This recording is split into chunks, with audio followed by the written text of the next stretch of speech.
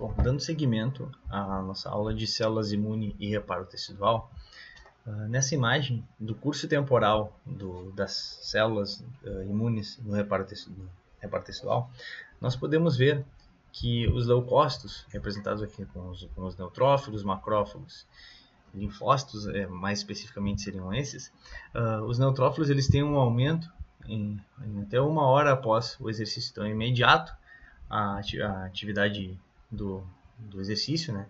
E ele vai apresentar um efeito nas células do reparo tecidual e células musculares com o aumento da necrose, da fagocitose e da lise. Também nós temos os efeitos dos macrófagos de fenótipos M1, os macrófagos pró-inflamatórios, com o aumento da fagocitose, lise e proliferação, além da diminuição da diferenciação de miócitos.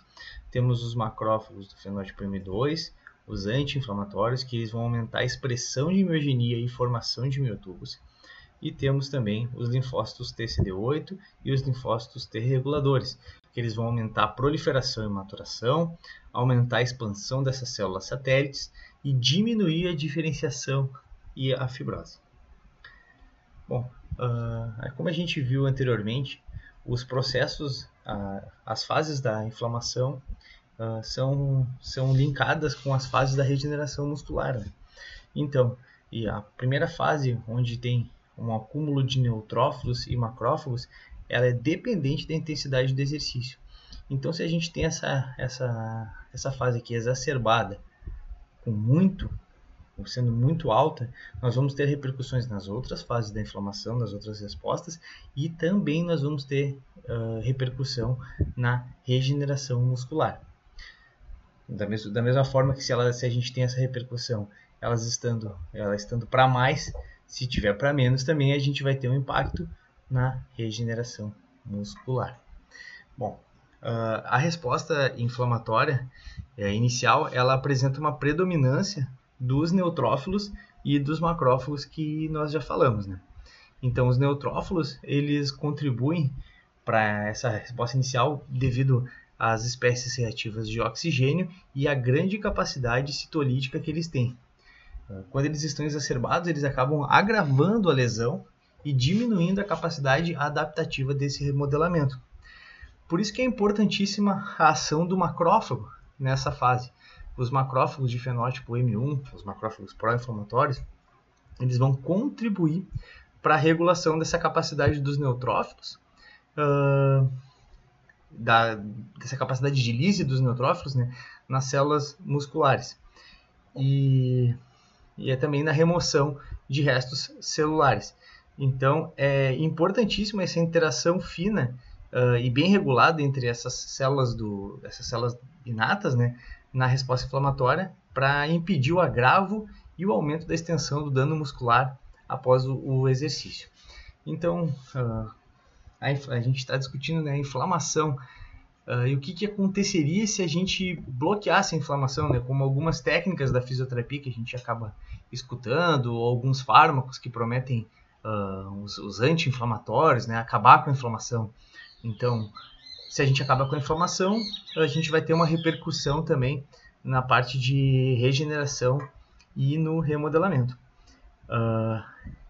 De forma interessante, é legal, em estudos com camundongos, eles bloquearam neutrófilos e macrófagos, e ao bloquear os neutrófilos, eles viram que impactou diretamente na capacidade de regeneração muscular desses animais.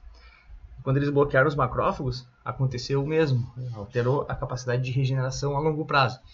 Então, se a gente atua inibindo a parte inflamatória, a gente vai acabar impactando também nessa parte funcional e nessa parte de regeneração. Então, aquela máxima de inflamação é ruim, não que seria ruim, né, mas que a gente teria que combater a inflamação pensando na fisioterapia, ela não se aplica tanto assim. Bom, os macrófagos, eles são as células inatas, né, que possuem grande heterogeneidade e eles têm uma plasticidade funcional. Eles são importantes agentes na modulação da resposta inflamatória e, devido à grande capacidade de reconhecimento de padrão molecular, os macrófagos são sensíveis a esse meio tecidual em que eles estão localizados. Então, as alterações do microambiente tecidual podem estimular uma aquisição de fenótipo M1 que vai amplificar a resposta inflamatória e atuar na remoção dos restos celulares, ou então um fenótipo M2 que vai modular, que vai ser responsável pela reparo e regeneração. E essa mudança do fenótipo M1 para o fenótipo M2, essa transição, ela é regulada por diversos sinais do microambiente onde os macrófagos estão. Sobretudo pela alta taxa de fagocitose desses debris celulares, pelo aumento da interleucina 10, uma importante imunorreguladora, e pela ativação da proteína quinase ativada por AMP. Bom, uma vez que as células os macrófagos e os neutrófilos elas têm repercussão em cima das células satélites, as células satélites vão entrar em fase de proliferação e diferenciação. E elas se fundem para reparar ou aumentar as fibras musculares, né? Podendo formar novos filamentos. Dessa forma, os macrófagos M1 estão associados com a proliferação dessas células satélites, enquanto que os macrófagos M2 estão direcionados com o processo de diferenciação. E essas células satélites ativadas, elas são por sinais decorrentes da lesão tecidual e elas secretam fatores quimiotáticos como CX3CL1 e o CCL2, e que vão acabar atraindo e polarizando esses macrófagos para o fenótipo M1 no tecido muscular. Bom, por outro lado, a secreção de citocinas de caráter pró-inflamatório, como TNF-alfa e interleucina 6, elas vão amplificar a inflamação no tecido e a função das células inatas que migrarem para o tecido e estimular a proliferação de células satélites. Então, esse processo de limpeza dos restos celulares esteja finalizado, os macrófagos vão adquirir um fenótipo M2, e eles vão passar a secretar citocinas anti-inflamatórias, como a interleucina 10 que a gente viu anteriormente, e a TGF-beta, além de enzimas e fatores de crescimento, como o fator de crescimento semelhante à insulina tipo 1, que eles vão atenuar a inflamação, inibir a apoptose das células satélites e estimular a proliferação, que vai acabar promovendo a regeneração do tecido e o crescimento muscular, assim como a produção do tecido conjuntivo, que vão ser importantíssimos para o processo final, né, de reparo tecidual.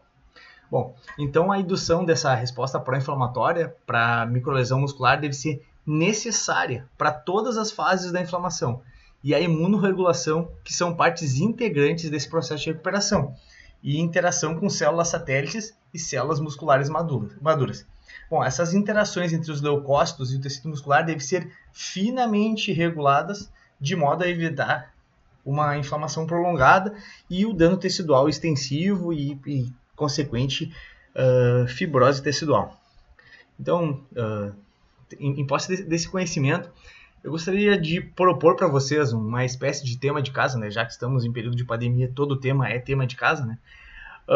Que vocês trouxessem para a próxima aula que a gente vai ter, que vai ser de recursos da fisioterapia, assim, a atuação dos recursos da fisioterapia na resposta inflamatória. Eu gostaria que vocês pensassem, talvez que pudessem fazer uma pesquisa e vissem qual recurso da fisioterapia pode auxiliar esse processo inflamatório e qual recurso da fisioterapia ele pode atrapalhar essa resposta inflamatória, para que a gente consiga fazer uma discussão e tentar pensar juntos de que forma a gente pode atuar pensando na questão da melhora funcional desse nosso paciente e levando em consideração também que a resposta inflamatória contribui para essa função do paciente. Então eu vou deixar isso como um pensamento de vocês, que vocês possam trazer para o debate da próxima aula. Tá? Muito obrigado e até a próxima.